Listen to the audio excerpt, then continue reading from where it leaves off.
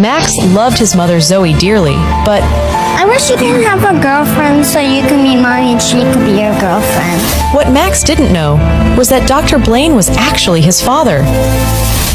4 years ago, Blaine thought that Max and his mother Zoe had died, but little did he know that it was an evil plan to tear them apart. Zoe lost her virginity to Blaine, who she loved deeply. A month later, she got pregnant, and she thought this would only bring them closer. But Blaine's mother disapproved of their relationship and wanted to kill her and the baby. My son should be ashamed of knocking up a girl like you. Our family's respectable. We have an image to upkeep. I can't have my son running around with some hooker. But he's your grandson. How can you do such a thing? It's not my grandson. It's Roman. Parasite that will ruin our family name. She stabbed her pregnant belly. That night, Zoe ran away from her perfect marriage without informing Blaine. Zoe and her miracle child, Max, survived.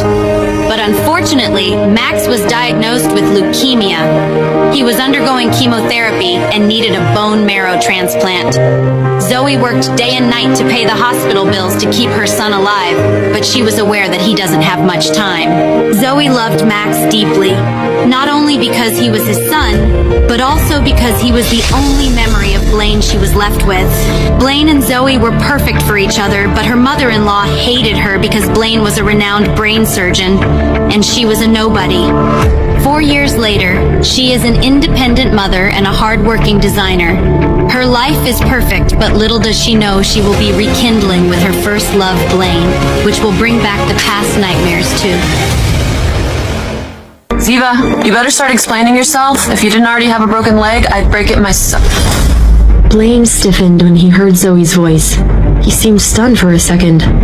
His dark eyes made shivers run down Zoe's back. Blaine's eyes looked dark, but she knew they shifted with his mood from various shades of gray to almost black. Her heart was beating wildly. She had thought that she would never be looking into his eyes again. Zoe was sure her face reflected her emotional upheaval. Blaine seemed remarkably calm by comparison. His eyes had only let his shock show for a moment. Zoe, this is Dr. Blaine Dexter. It had been 4 years. Perhaps he saw her as barely more than a distant memory, now a stranger from his past. Zoe didn't realize how much her hand had been shaking from the nervousness until she tried to set her coffee down and hot liquid spilled all over the back of her hand. Zoe quickly hid her hand behind her back as she turned around, but then suddenly she felt a cool touch. It was Blaine, and he was holding her hand.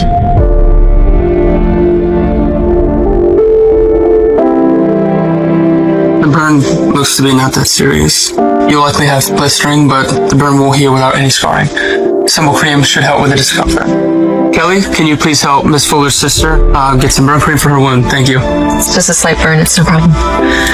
Your scans look good. I don't see any injuries to the brain. Okay. I'll have the nurse arrange to move you to the orthopedic department for observation. What? Why? I don't feel well enough. Ziva, all of my beds are precious. These beds help save lives and treat real injuries. I heard you like me. That'll never happen. So don't waste your time or my time. I don't like women like you. How could you think I would like a woman who would be so stupid to risk her own life for a man?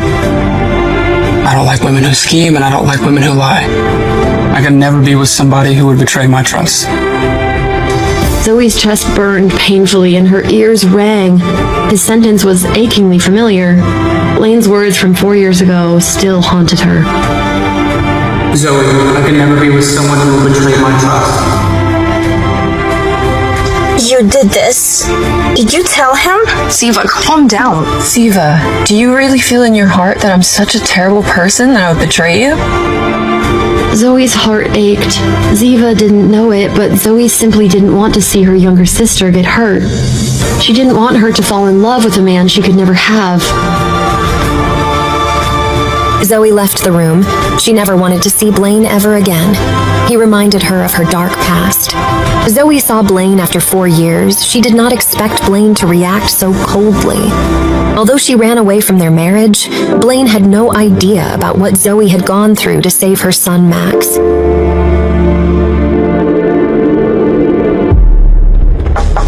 You wanted to see me? Yes, come in. I wanted to talk to you about a new client. So, a new client's been referred to us that I think would be a perfect fit for your design aesthetic. He'll refer some of his rich friends. Great. Can't wait to get started. Excellent. So, the client wants to meet tonight at the Waterford International Hotel. I know you like to visit your son after work, so if you want to leave a bit early to go and visit Max, that's fine. That's very thoughtful of you, Talon. Thank you. I'll do that. Walking into the restaurant lobby, Zoe was reaching into her bag to pull out the file and call her client when she suddenly stopped dead in her tracks. Zoe thought she would never see Blaine again. But to her shock, he was sitting right across her. He was the client she would be working with. Was this all a mere coincidence? The caller wasn't in her contacts, but the phone number that appeared on the screen was one etched in Zoe's memory. It was Blaine. Hello? Are we going to discuss my project by shouting at each other from across the room? Or are you going to come join us? What? No, it couldn't be him. Zoe's stomach sank. Why, oh why had she not flipped through the client's information earlier? Well, if I had planned to talk to somebody over the phone, I wouldn't have called your boss for you to meet me here. I'm sorry. I'll be right there. Blaine remained quiet, watching Zoe with his dark eyes, but saying nothing. Growing increasingly uncomfortable with Blaine's silence and scrutiny, Zoe forced herself to smile and focus on work. She got straight to the point and asked, These are recent examples of my work. If you see anything that catches your eye, let me know. Blaine didn't open Zoe's portfolio. She figured he was probably thinking of how quickly he could get Talon on the phone to have her fired. Finally, he spoke. Right now, what I want is food. Let's eat first. Excuse me, sir.